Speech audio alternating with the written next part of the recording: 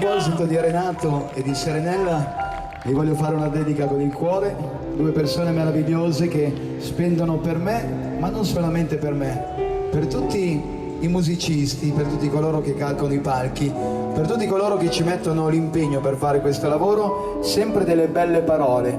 Loro amano la musica, amano il divertimento, non hanno tifo né per uno né per altro né per l'altro ancora, per tutti, così come dovrebbe essere la musica.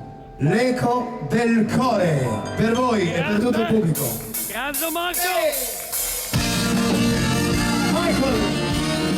Grande Marco!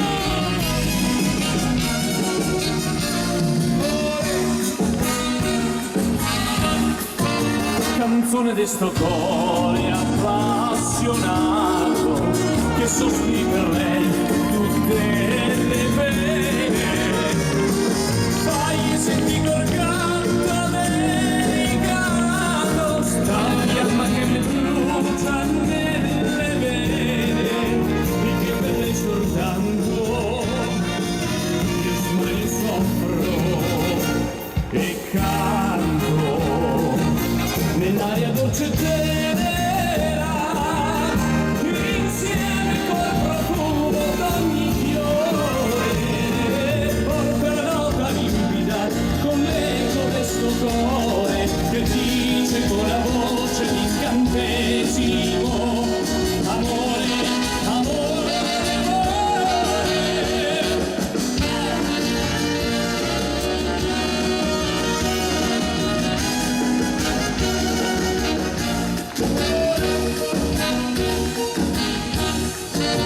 Chitarra che t'accordi in fa minore, mentre la notte limpida e stellata fa che questo eco che sussurra amore lo senta pure lei, la meglio fata che dorme nell'incanto mentre sospiro e canto nell'aria dolce e tenera, insieme col profumo d'ogni fiore, porta la nota limpida con l'eco del suo cuore, che dice con la voce d'incantesimo, amore, amore, amore.